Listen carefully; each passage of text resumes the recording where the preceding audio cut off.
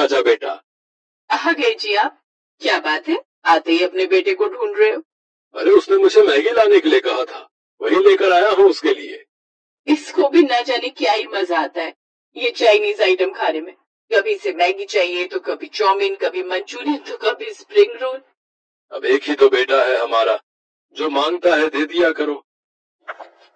अरे वाह, मैगी। माँ आप जल्दी से बना दो। फिर रीमा उसे जल्दी से मैगी बना कर देती है। अगले दिन विकास काम पर चला जाता है। विकास नारियल के पेड़ पर चढ़कर नारियल तोड़ता था और उसे बाजार में बेचकर कमाई करता था। उनका एक 7 साल का बेटा बबलू था। उन तीनों का छोटा परिवार था जो हंसी खुशी रहता था। एक बार लगातार 2 दिनों से बारिश हो रही थी। विकास नारियल तोड़ने जाने लगा तो रीमा ने उससे कहा, सुनिए जी, बाहर बारिश बहुत तेज हुई है, तो पेड़ पर जरा आराम से चढ़ना, सारे तने गीले होंगे। अरे तुम चिंता मत करो, ये तो मेरा रोज का काम है। मैं कोई नौसिखिया थोड़ी ना हूँ, बस मैं यूं गया और यूं आया। ये कहकर विकास काम पर निकल जाता है। कुछ देर बाद उसने काफी नारियल तोड़ डाले। वो और नारियल तोड़ ही रहा था कि तभी बबलू वहां पहुंचा। बाबा, बाबा। बबलू की आवाज सुनकर विकास का ध्यान उसकी ओर गया और उसका बैलेंस बिगड़ गया और वो फिसलकर सीधा पेड़ से नीचे गिर गया। बाबा, बाबा। बबलू दौड़कर गांव के कुछ लोगों को बुला लाया। फिर गांव वालों ने उसे अस्पताल पहुंचाया, जहां विकास का ऑपरेशन हुआ। लेकिन अब वो अपने पैरों पर कभी खड़ा नहीं हो सकता था। अब क्या होगा रीमा? अब मैं अपने पैरों पर खड़ा नहीं हो सकता। अब हमारा घर कैसे चलेगा? आप चिंता मत कीजिए जी, ऊपर वाले ने जरूर कुछ न कुछ सोचा होगा। लेकिन कैसे रीमा? अब तो मैं अपाहिज हो गया हूँ। अब सब कैसे ही होगा? इससे तो अच्छा होता भगवान मुझे उठा ही लेता। ऐसा मत बोलिए, आप ही तो हमारी जिंदगी है। आपके बिना हम कैसे जी सकते हैं? विकास के इलाज में काफी पैसे खर्च हो गए। बचत के पैसे लगभग ना के बराबर रह गए। कुछ दिनों बाद विकास को घर लाया गया। मैं काम की तलाश में जाती हूँ, क्या पता कुछ काम मिल जाए। लेकिन तुम अकेली घर के काम और बाहर सब कैसे देख पाओगी? मुझे ऐसा कोई काम ढूंढना होगा जो मैं इस हालत में भी कर सकूं। लेकिन ऐसी हालत में आप क्या ही काम करेंगे? कुछ ना कुछ तो करना ही होगा। अच्छा ठीक है, लेकिन अभी मैं कुछ काम देख कर आती हूँ। ये कहकर रीमा काम की तलाश में निकल गई। वो कई फैक्ट्री और घरों में काम मांगने गई, लेकिन उसे कहीं कोई काम नहीं मिला। हे भगवान, सुबह से शाम हो गई लेकिन मुझे कहीं कोई काम नहीं मिला। उदास मन से रीमा घर आ गई। आ गई माँ तुम। मैं और बाबा कब से तुम्हारी राह देख रहे थे। हमें बहुत तेज भूख लगी है माँ। हाँ, मैं अभी तुम्हारे लिए कुछ बना देती हूँ। क्या हुआ रीमा? बड़ी उदास लग रही हो। हर जगह काम ढूंढा जी, लेकिन मुझे कहीं काम नहीं मिला। वैसे रास्ते में मैंने एक मोमोज वाले को देखा, जिसके पास काफी भीड़ लगी थी। उसे देखकर तो मन किया अपना ही खुद का कोई काम शुरू कर दूं, लेकिन माँ आप खाने को कुछ बना दो ना। आज स्प्रिंग रोल खाने का बड़ा मन कर रहा है। बाबा जब कमाते थे तो मेरे लिए लेकर आते थे, लेकिन अब। ये सुन रीमा और विकास की आंखें भर आई। अरे तू दिल क्यों छोटा करता है, मैं अभी तेरे लिए स्प्रिंग रोल बना देती हूँ। इसके बाद रीमा मैगी को रोटी में भरकर उसके अंदर सॉस मिलाकर बबलू और विकास को खाने को देती है, जिसे खाते ही वो दोनों खुश हो जाते हैं। वाह माँ, ये स्प्रिंग रोल तो बहुत ही अच्छे बने हैं, बाजार से भी ज्यादा। और माँ के हाथों में तो वैसे भी जादू है। आपको पता है, एक बार आपने जो पास्ता बनाया था उसे खाकर मेरा दोस्त तो बहुत ही खुश हुआ था। वो तो ये तक कह रहा था कि वो दिल्ली शहर भी गया था अपने बाबा के साथ। हाँ, उसने ये पास्ता खाया था, लेकिन वो भी इतना अच्छा नहीं था जितना कि ये है। ये बात सुनते ही रीमा के दिमाग की घंटी बजी। कह तो तू ठीक रहा है, वैसे मैं भी तो अच्छा चाइनीज खाना बना लेती हूँ, तो क्यों ना मैं भी ये बनाकर बेचूं? तुम ठीक कह रही हो, लेकिन तुम्हें कुछ नए तरह का चाइनीज खाना बेचना होगा। कैसा नई तरह का? जैसे चाइनीज पकौड़े जिन्हें मंचूरियन बोलते हैं, वो बच्चों को बहुत पसंद आते हैं। अच्छा, वैसे बबलू तू बता, तुझे और क्या खाना पसंद है? मुझे तो मैगी और आपके हाथों का ये स्प्रिंग रोल बहुत पसंद है। अच्छा बबलू, जरा जाकर एक पैकेट मैगी तो ले आ। बबलू जल्दी से जाकर मैगी ले आया। रीमा ने उस मैगी को उबाला, फिर कढ़ाई में छानकर उसे सुखाने रख दिया। फिर कुछ देर बाद मैदे में मसाला गूंथकर उसकी छोटी छोटी रोली बना ली। फिर उस रोली में उस उबली हुई मैगी में मसाला डालकर भर दिया। और उसे कढ़ाई में तल दिया और करारे होने के बाद बाहर निकाला। बबलू ने झट से वो उठाकर मुंह में डाल लिया। ये तो सचमुच स्वादिष्ट है। रीमा, तुम तो बहुत ही स्वादिष्ट चाइनीज खाना बना लेती हो। अब से तय रहा, तुम इसी तरह का काम शुरू करो। मेरी सोने की अंगूठी रखी, उससे जरूरत का सामान ले आओ। रीमा ने बिल्कुल वैसा ही किया। अगले दिन उसने स्प्रिंग रोल, पास्ता, मैगी के पकौड़े बनाकर बेचना शुरू किया। आइए आइए, 10 रुपए में चाइनीज खाना खाइए, आइए आइए। 10 रुपए में चाइनीज खाना ये सुनते ही ग्राहक उसके पास दौड़े चले आए। बच्चों से लेकर बड़ों तक सभी उसके ठेले पर आ गए और देखते ही देखते उसके हाथ का बना चाइनीज खाना खूब बिकने लगा। वाह आंटी, ये तो सचमुच बड़ा ही मस्त है। बहन जी, सच में इन स्प्रिंग रोल और मैगी के पकौड़ों का तो जवाब ही नहीं, ऊपर से दाम भी इतना कम। उस दिन उसकी खूब अच्छी कमाई हुई, लेकिन अब वो अकेले ठेले पर ग्राहक संभाले या गल्ला क्या क्या करती। इसलिए अब विकास भी उसकी मदद करने के लिए ठेले पर बैठने लगा और गल्ला संभालने लगा। अब बबलू भी उनकी मदद करने लगा। पूरा परिवार एक साथ एकजुट हो गया। तीनों मेहनत करने लगे। अब उनकी आमदनी अच्छी खासी होने लगी। उनका 10 रुपए का चाइनीज खाना दूर दूर तक फेमस हो गया। अब दूसरे गांव से भी ग्राहक उनके पास आने लगे। अब रीमा ने अच्छी जगह विकास का इलाज कराया। उम्मीद है अब ये जल्द ही अपने पैरों पर खड़े हो जाएंगे। ये सुनकर सभी बहुत खुश हुए और जैसा उन्होंने सोचा था वैसा ही हुआ। अब विकास जल्दी ही पूरी तरह ठीक हो गया और अब उनकी गरीबी भी दूर हो गई।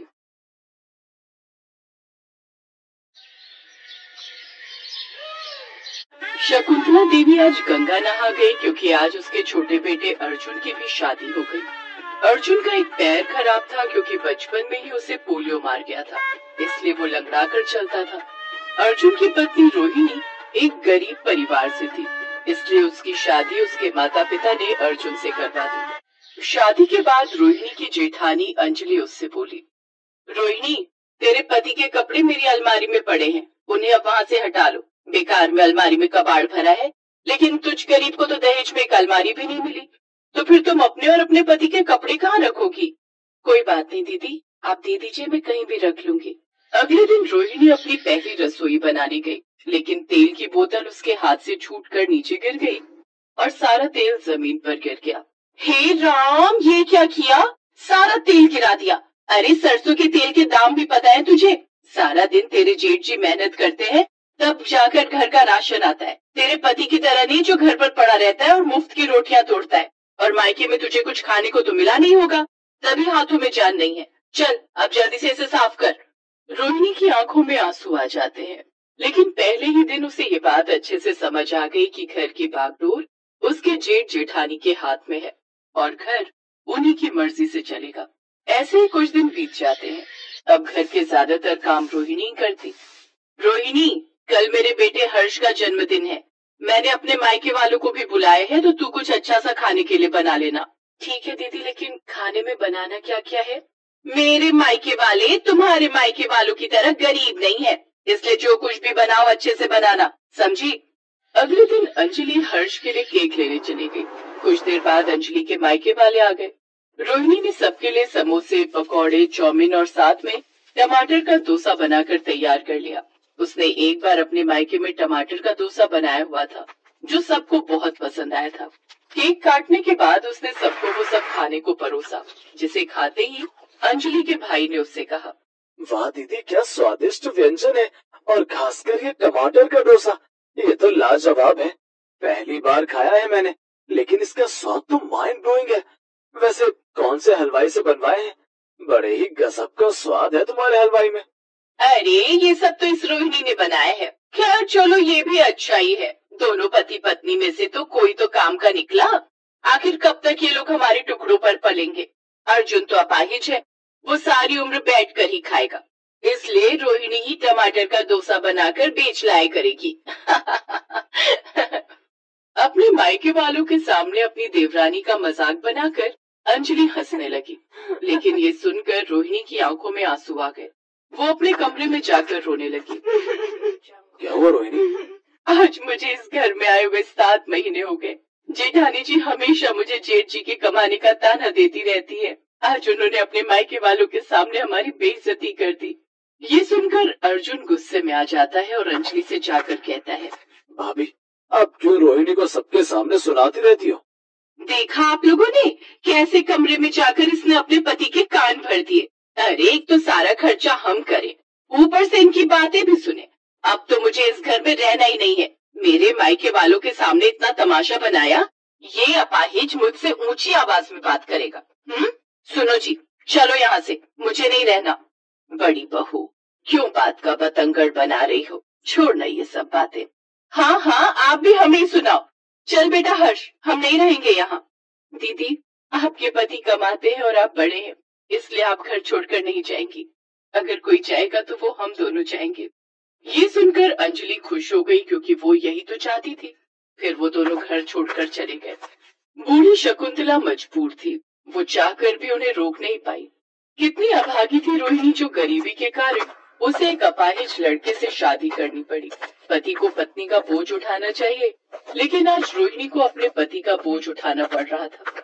वो काम ढूंढने एक ढाबे पर गई, जहाँ उसे बर्तन धोने का काम मिल गया।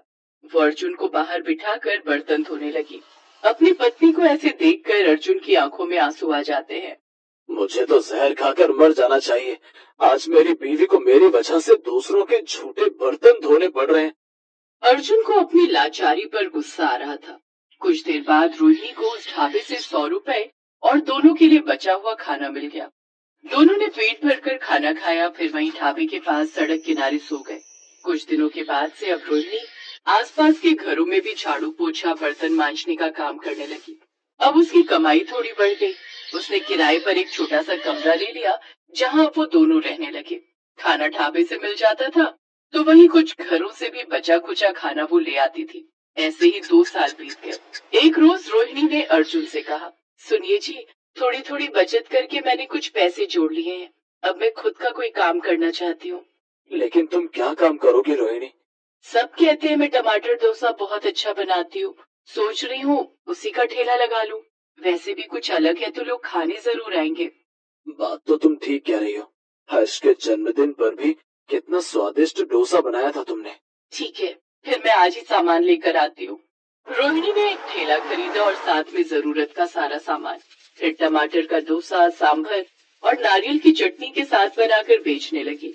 अर्जुन आवाज लगाकर ग्राहकों को बुलाने लगा। टमाटर डोसा खा लो, टमाटर डोसा बड़ी नई चीज है भैया। आइए खाइए और घर भी ले जाइए, सिर्फ 50 रुपए। टमाटर डोसा? न जाने बाजार में क्या नई नई चीजें आ गई हैं। वैसे स्वाद तो चखना ही चाहिए। कुछ ही देर में ग्राहकों की भीड़ उसके पास आने लगी। अर्जुन गल्ला संभालता और बैठकर ग्राहकों को आवाज देता, तो वहीं रोहिणी डोसा बनाकर सबको परोसती। ऐसे ही उसका वक्त बदलने लगा। अब उनकी हर रोज अच्छी कमाई होने लगी। लोग रोहिणी को टमाटर डोसा वाली के नाम से जानने लगे। कुछ साल बाद उसने खुद का घर ले लिया और ठेले की जगह अब अपनी दुकान खरीदकर उससे टमाटर के डोसे बनाकर बेचने लगी।